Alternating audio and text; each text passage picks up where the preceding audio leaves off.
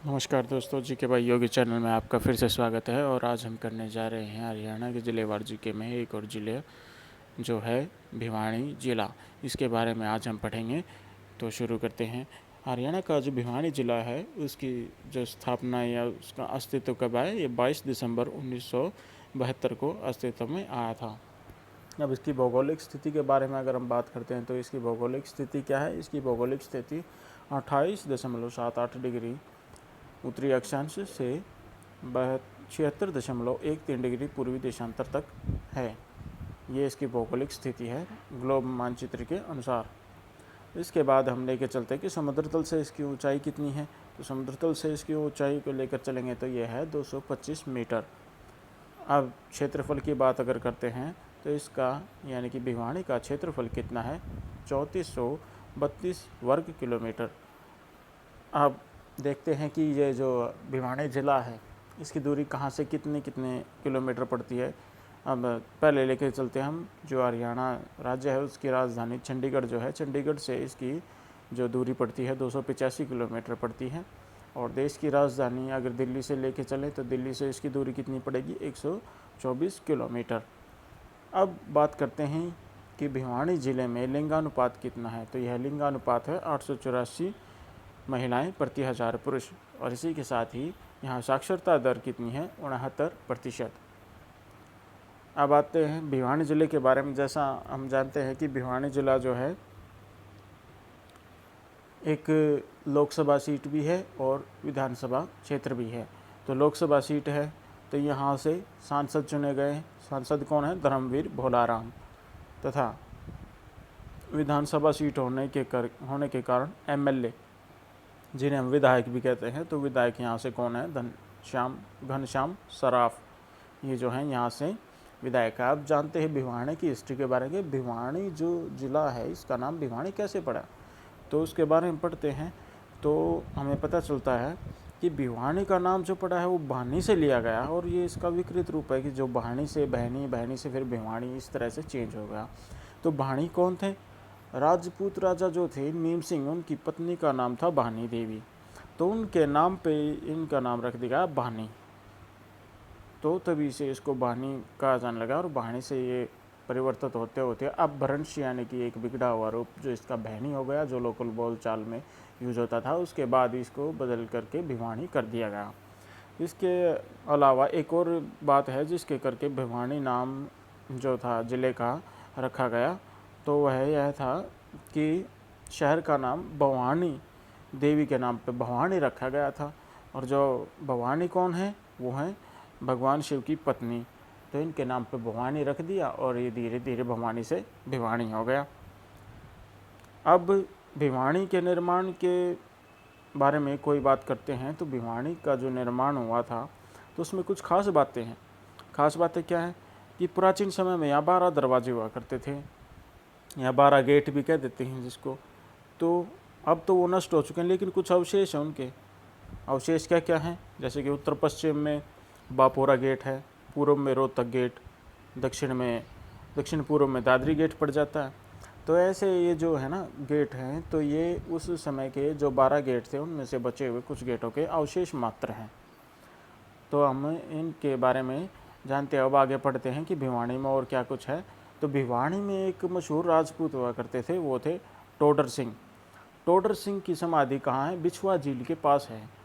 और टोडर सिंह का उल्लेख कहाँ मिलता है, टोडर सिंह का उल्लेख वहाँ मिलता है। एक बार हुमायूं जो थे वो शिकार करने के लिए उनके नज़दीक के गांव गए, जो भिवानी में ही पड़ता था। वहाँ गांव में गए तो उन्होंने वहीं पे ही शिकार भी किया। और वहाँ जो राजपूत थे उनसे उन्होंने मैत्री संबंध करके उनकी जो बहन थी उससे शादी कर ली।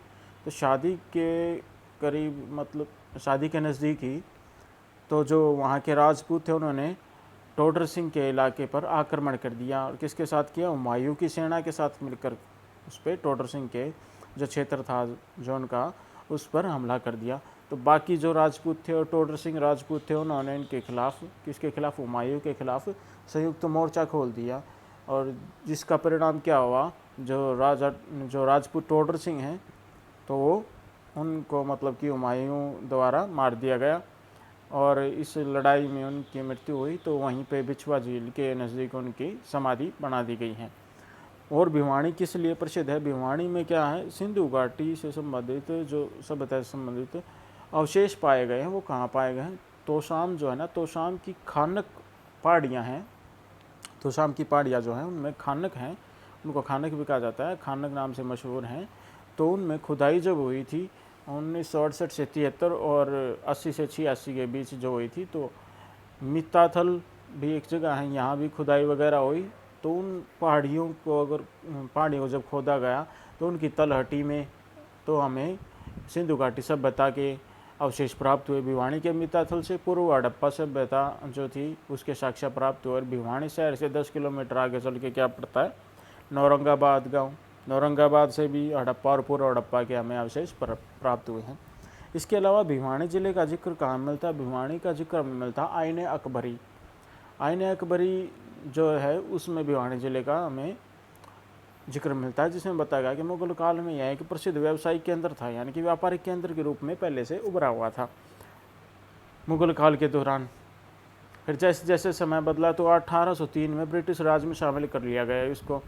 और विलियम फेजर जो थे, एक व्यक्ति जो थे विलियम फेजर, उन्होंने 1817 में एक मंडी का निर्माण कर दिया, जिसके कारण यह अपने क्षेत्र का सबसे अच्छा व्यापारिक केंद्र होगा, यानी अपने आसपास के क्षेत्र में भिवानी जो था एक क्षेत्रीय व्यापारिक केंद्र के रूप में उभरा। और भिवानी में अब इसका हम देखते हैं कि आधिकारिक तौर पर कैसे इसका विभाजन किया गया है। तो भिवानी में 4 उपमंडल पड़ते हैं। ये कौन से हैं? भिवानी, लोहारू, सिवानी तथा तोशाम। और ये जो 4 उपमंडल हैं 5 तहसील में बटे हुए हैं। अब 5 तहसील कौन सी हैं? भिवानी, लोहारू, सिवानी, भवानी खेड़ा, ठीक है, सिवानी, भवानी खेड़ा, तोशाम तथा एक जो उप तहसील है इनके अलावा वो कौन सी है? बहल। बहल जो है वो भी उप तहसील कहाँ है? भिवानी में है। अब भिवानी के बारे में अगर हम बात करते हैं, लोकसभा क्षेत्र तो एक ही हुआ, लेकिन विधानसभा क्षेत्र कितने हैं? तो भिवानी में विधानसभा क्षेत्र हैं 4। और वो 4 कौन से हैं? भिवानी, लोहारू, भवानी खेड़ा और तोशाम। अब इसके बाद अगर हम देखते हैं, भवानी खेड़ा हिसार लोकसभा सीट का हिस्सा है। अब देखो, भवानी खेड़ा जो है विधानसभा क्षेत्र में किस में आता है? भिवानी में। लेकिन जब हिसार की जो लोकसभा सीट है इसके बारे में बात की जाती है तो भवानी खेड़ा को हिसार की सीट में जोड़ लिया जाता है, तथा शेष जो भिवानी है वो महेंद्रगढ़ के साथ मिलकर एक क्षेत्र बनाता है, यानी कि भिवानी और महेंद्रगढ़ कुल मिलाकर के एक लोकसभा सीट है। ये बात आप सभी को ध्यान रखनी चाहिए। इसके बाद हम चलते हैं आगे। तो यहाँ था कि 2016 में जो था क्या परिवर्तन हुआ था? 2016 में बढ़ा दिया गया हमारा चरखी दादरी जिला। तो चरखी दादरी जब जिला बना तो उसमें उपमंडल बाडड़ा, चरखी दादरी और उप तहसील बोंद कला, इन तीनों को जोड़ करके क्या बना दिया गया? नया जिला चरखी दादरी, जिसके बारे में हम अगली वीडियो में जानेंगे। इसके बाद आता है कि भिवानी जो है, भिवानी का आज़ादी के आंदोलनों में ना बहुत ज़्यादा अहम योगदान रहा है, क्योंकि बहुत सारे जो स्वतंत्रता सेनानी जो आज़ादी के टाइम में, जिन्होंने आज़ादी के टाइम में साथ लड़ाई लड़ी थी आज़ादी के साथ, आज़ादी जो बड़े बड़े नेता जैसे गांधी जी थे और नेहरू, सुभाष चंद्र बोस, इनके साथ जिन्होंने कंध से कंधा मिला करके उनके राष्ट्रीय आंदोलनों में साथ दिया था। तो ऐसे कुछ महान हस्तियां भी हमारे यहाँ हरियाणा में पाई जाती है, हरियाणा में उपलब्ध, हरियाणा में मशहूर थी जिन्होंने उनका साथ दिया। तो उनमें है पंडित नेकीराम, फतेह चंद, के देसाई, बाबू गुप्ता। ये जो थे इन्होंने 1939 में एक कांग्रेस की ब्रांच खोल दी, क्योंकि कांग्रेस उस समय बहुत बड़ी पार्टी थी। और कांग्रेस की स्थापना किसने की थी? A.O. वयूम ने 1885 में की थी जो। तो 1939 में यहाँ ब्रांच खोलनी चाहिए थी कांग्रेस ने, और ये ब्रांच खोली। तो फिर उसका उद्देश्य क्या था? उद्देश्य ये था कि हरियाणा में जो एक स्वतंत्रता की आंदोलन के प्रति जो जागरूकता अभियान चलाना, और ज़्यादा से ज़्यादा बंदों को, हरियाणा के जो बंदे हैं उनको प्रेरित करके अपने साथ जोड़ना, ठीक है, और जिससे उनके स्वतंत्रता आंदोलन में भागीदारी बढ़ सके। तो इस काम को करने के लिए उन्होंने जिम्मा जो सौंपा इस काम का, किसको सौंपा गया? इनको, नेकीराम फतेहचंद, के देसाई और बाबू गुप्ता को, कि ये इनको प्रेरित करें और ज़्यादा से ज़्यादा बंदों को अपने एक मुख्य धारा में लेके आएँ जो आज़ादी के लिए लड़ाई लड़े। अब नेकीराम शर्मा, उमा शर्मा, राम कुमार, गोकुल चंद फतेहचंद, लाला वीठ और लाला करंजी, दीवान चंद, लाला मोड़ा और मान सिंह बोरा, ये जो हैं बहुत बड़े क्रांतिकारी हुए थे अपने समय में, और जिन्होंने बारदोली सत्याग्रह जो 1922 में हुआ था उसमें बढ़ चढ़कर हिस्सा लिया था। और एक बात आपको और पता होनी चाहिए कि बारदोली सत्याग्रह जो हुआ था, वहाँ की महिलाओं ने, बारदोली की जो महिलाएं थी, उन्होंने सरदार जो पटेल जी हैं उनको सरदार की उपाधि कहाँ से मिली थी? बारदोली के सत्याग्रह से ही मिली थी। इसके बाद जो हैं कांग्रेस के मशहूर नेता या मशहूर आज़ादी के स्वतंत्रता संग्राम के मशहूर नेता जो थे, जिनमें नेहरू, मदन मोहन मालवीय, महात्मा गांधी आते हैं। इन्होंने तो दो बार भिवानी का दौरा किया। क्यों? क्योंकि वो चाहते थे कि हरियाणा से योगदान इनको ज़्यादा से ज़्यादा मिले, और हरियाणा में योगदान इनको भिवानी से ज़्यादा मिल सकता था, क्योंकि यहाँ उन्होंने 1939 में पहले ही अपना जो था ब्रांच खोल रखी थी। तो उन्होंने यहाँ बार बार यात्रा की। इसके अलावा और कौन से जो बड़े क्रांतिकारी जो थे या फिर स्वतंत्रता सेनानी जो थे वो यहाँ आए? उनमें है सरदार पटेल, लाला लाजपत राय, सुभाष चंद्र बोस, श्रीमती सरोजनी नायडू, अली बंधु, मौलाना अब्दुल गफ़ार खान, ये भी यहाँ आए थे। और इन्होंने यहाँ की जनता को खूब प्रोत्साहित किया, खूब उन्होंने उनमें जोश भरा कि वो आज़ादी के आंदोलन में बढ़ चढ़ कर हिस्सा लें।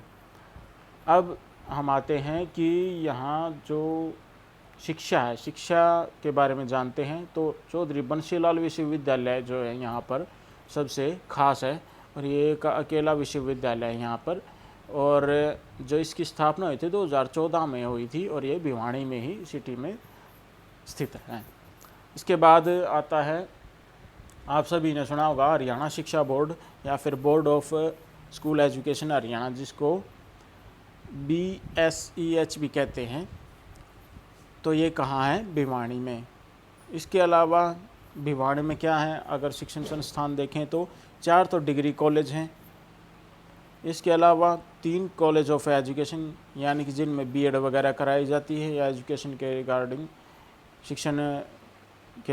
शिक्षण पाठ्यक्रम से संबंधित कोर्स जिनमें हैं, तथा 1 नर्सिंग स्कूल है।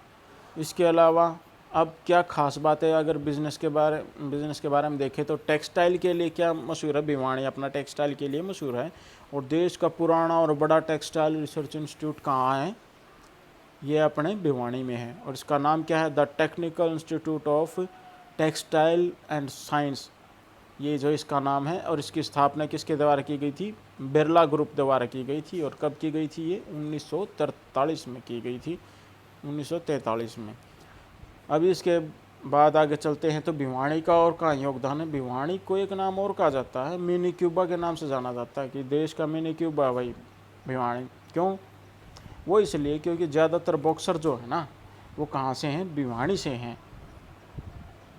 अब बॉक्सर ज़्यादातर हैं यहाँ से, तो उनका नाम भी पता होना चाहिए कि कौन से हैं। तो कुछ खास बॉक्सर हैं, उनके बारे में बताते हैं। जैसे कि जितेंद्र कुमार, जो फ्लाइट वेट में खेलते हैं 51 किलो में। अखिल कुमार 54 किलो के खिलाड़ी हैं। विजेंद्र कुमार, जिनको बॉक्सर विजेंद्र के नाम से भी जाना जाता है, वो भिवानी के, और वो 75 किलो में खेलते हैं। विकास कृष्ण यादव, अर्जुन अवार्डी कविता चहल, ये भी मतलब कि यहाँ के जो हैं बॉक्सिंग के खिलाड़ी हैं। इसके अलावा जो दिनोद से परमजीत समोटा, और बलाली गांव से दंगल गर्ल गीता फोगाट, बबीता फोगाट, विनेश फोगाट, ये जो हैं भिवानी में जो रेसलर हैं, इन्होंने भिवानी को खेलों में काफ़ी ऊंचा स्थान दिया है। इसके बाद हम देखते हैं कि भिवानी में दर्शनीय स्थल कौन से हैं, यानी कि ऐसी कौन सी जगह हैं जहां घूमा जा सकता है और पर्यटन के दृष्टि से महत्वपूर्ण है। तो ये हैं देवसर धाम। देवसर धाम किसको समर्पित है? वैष्णो देवी को। स्टार स्मारक, श्याम बाबा मंदिर कहाँ है? धारेडू। टेकरी धाम कहाँ है? राजगढ़ रोड पे। और श्री श्री 1008 नागा बाबा मंदिर जो है, इसको ये नाम से भी टेकरी धाम को जाना जाता है। बाबा छोटूनाथ मंदिर ये कहाँ है? पेंटावास खुर्द में। जोगीवाड़ा मंदिर ये किसको समर्पित है? शिव को। फिर खाकी बाबा मंदिर, रंगनाथ मंदिर, गौरी शंकर मंदिर, गोगा पीर मंदिर कहाँ है? कलिंगा। और ठाकुर जी जलवाला मंदिर है जो प्रसिद्ध है वो है सोनसारा। पहाड़ी माता मंदिर कहाँ है? पहाड़ी जो क्षेत्र है वहाँ पर। और बाबा जगन्नाथ मंदिर, बाबा मस्तनाथ मंदिर। मस्तनाथ यूनिवर्सिटी कहाँ है पूछा जाए तो वो है रोहतक में। मस्तनाथ मठ कहाँ है? वो भी रोहतक में है। लेकिन मस्तनाथ का एक जो बाबा मस्तनाथ मंदिर है वो कहाँ है? सांजरवास में।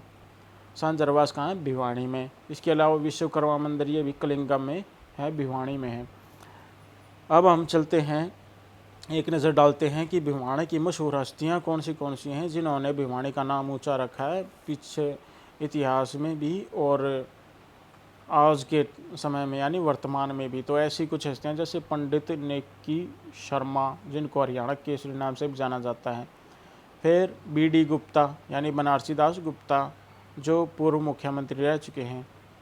बंसीलाल ये भी पहले के मुख्यमंत्री रह चुके हैं। दिनेश कुमार बॉक्सर हैं। कैप्टन नवाज सिंह ये भी महान बॉक्सर रह चुके हैं। और जगदीश सिंह ये बॉक्सर हैं। रिचपाल राम इन्होंने विक्टोरिया क्रॉस जीता। कब? जब हुआ था द्वितीय विश्व युद्ध, तो उन्होंने विक्टोरिया क्रॉस जीता था। इसके अलावा जनरल VK सिंह यानी कि विजय कुमार सिंह जो पूर्व जनरल रह चुके हैं, भारतीय सेना के चीफ रह चुके हैं वो। और इसी के साथ वीडियो समाप्त होती है। और आज की इस वीडियो में हमने भिवानी ज़िले के बारे में जाना है। उम्मीद करता हूँ कि वीडियो आपको अच्छी लगी होगी और आपने कमेंट जो हैं वो कमेंट बॉक्स में ज़रूर डालें। चैनल को इतना प्यार देने के लिए आप सभी का धन्यवाद।